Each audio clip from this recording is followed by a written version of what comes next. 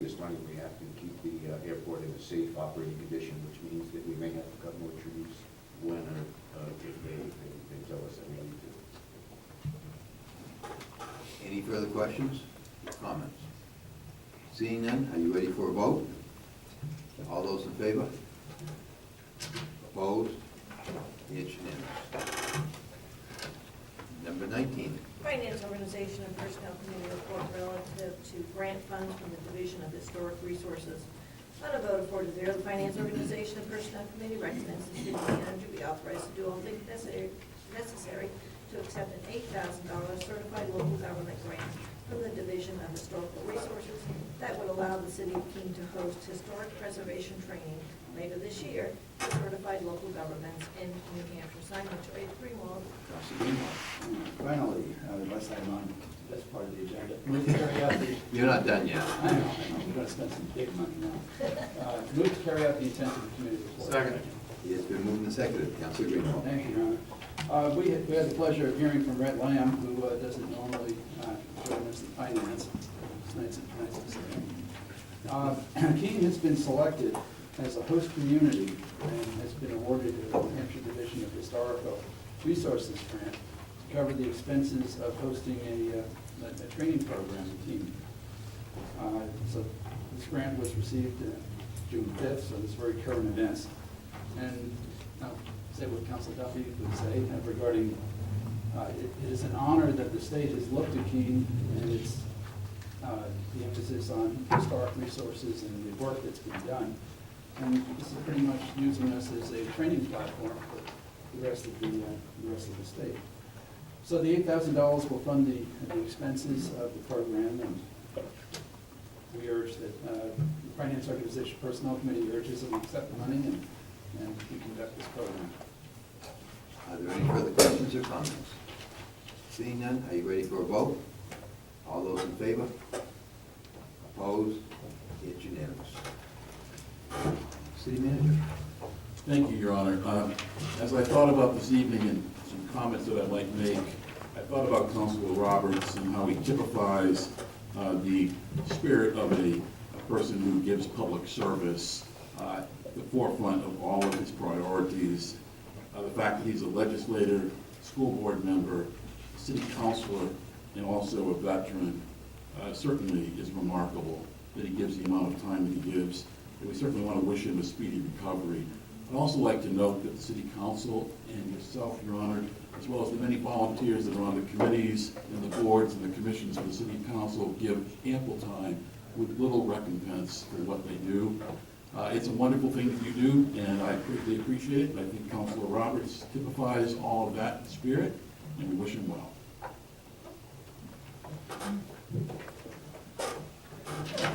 Thank you, and I would join in the city manager's comments regarding Councilor Roberts, and we have heard from him. He was successful in his surgery, and he is recovering. We look forward to having him back. 3B2. This is the annual warrant for unlicensed dogs. And we refer this to municipal services, facilities, and infrastructure.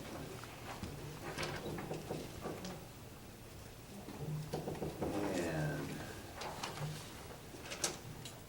we have more time requests, more time will be granted to the request from Sunshine Taxi regarding amendments to the public transportation rules. And 5A. Finance Organization and Personnel Committee report relative to ordinance O 2014-06. On a vote of 4 to 0, the Finance Organization and Personnel Committee recommends the adoption of ordinance O 2014-06, and we have ordinance O 2014-06, an ordinance relating to class allocation and salary schedules introduced by Councilor Greenwald. Councilor Greenwald. Thank you, Your Honor. I move for adoption of ordinance 0/2014-06. Second. It's been moved and seconded. Councilor Greenwald. Thank you, Your Honor. What this ordinance does, this is a wage adjustment for the non-unionized employees, and my notes say that it amounts to 1.75%, which is not really all that shattering. It breaks down all the different classes, all the different levels, and Finance Organization Personnel Committee heard the explanation and urges adoption. Is there any further discussion? Seeing none, are you ready for a vote? This requires a roll call. It requires 2/3 of the elected members of the city council, which means it will require 10 favorable votes to be adopted. Will the clerk please call the roll? Counsel Clark. Yes. Counsel Duffy. Yes. Counsel Jacobs. Yes. Counsel Manwaring. Yes. Counsel Fileault. Yes. Counsel Haig. Yes. Counsel Powers. Yes. Counsel Chadbourne. Yes. Counsel Jones. Yes. Counsel Richards. Yes. Counsel Greenwald. Yes. It received 11 votes and is thereby adopted. 6A. Finance Organization and Personnel Committee report relative to Resolution R 2014-11. On a vote of 4-0, the Finance Organization and Personnel Committee recommends the adoption of Resolution R 2014-11, signed Mitchell H. Greenwald. And we have Resolution R 2014-11, a resolution relating to the 2014-2015 fiscal year budget. Introduced by Councilor Fileault. Council Greenwald. Thank you, Your Honor. I would move for the adoption of Resolution R 2014-11, which includes by implication any necessary suspension of the fiscal policy. Second. It's been moved and seconded. Is there any discussion? Council Duffy. Thank you, Your Honor. I'd like to make an amendment to the budget. Relating to the 2014-2015 fiscal year budget, I move to amend the following line items. By adding $1,500 to line item 000-262-135, Big Brothers, Big Sisters, so that the total appropriation becomes $12,000. By adding $5,000 to the Keene Community Kitchen, so that the total appropriation becomes $70,000. By adding $500 to line item -000262141, Aid Services Monadnock Region, so that the total appropriation becomes $5,500. By adding $1,500 to line item 00002-65142, Transportation, so that the total appropriation becomes $87,500. By adding $4,500 to line item 00002-62149, 100 Night Shelter, so that the total appropriation becomes $15,500, and by adding $5,000 to line item 00003-61316, community event wages, and specifically for the Pumpkin Festival event, so that the total appropriation becomes $72,000. And you should, each of you, have a copy of that motion in front of you. Is there a second to the motion? Second. It's been moved and seconded. Council Duffy, would you like to speak to the motion? I would, Your Honor. We've heard testimony all through the budget process concerning these outside agency and community event items and requests for funding. I think all are deserving of moderate increases. This budget will not, or this amendment will not add any money to the existing budget.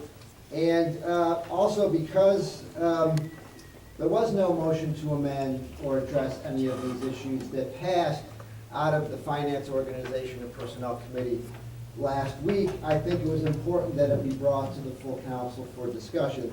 I understand there were only 4 members of Finance Organization and Personnel last week, so there really, there could have been something or nothing even with 5 members, but I also want to explain the last thing I mentioned, the $5,000 community event wages. That money is going to be used to deal with the events that happen specifically in the East neighborhood to provide funds to give overtime resources so our police and fire department can have a greater presence and hopefully minimize the ongoing and increasingly alarming damage that happens outside the pumpkin festival. Further comments? Councilor Greenwald. Thank you, Your Honor. Speaking as the Chair of Finance, who has gone through the vote and gone through the process, let me just say it's not specific to the amendment, but I want to thank the city manager, thank the staff, thank the public that has come forward and participated in the process. We, meaning the staff, the public, Finance Committee, we've reviewed everything. We've gone through the book more than a few times. And I want to tell you, everything is worthy. Every one of these items that Council Duffy has brought up is a worthy idea.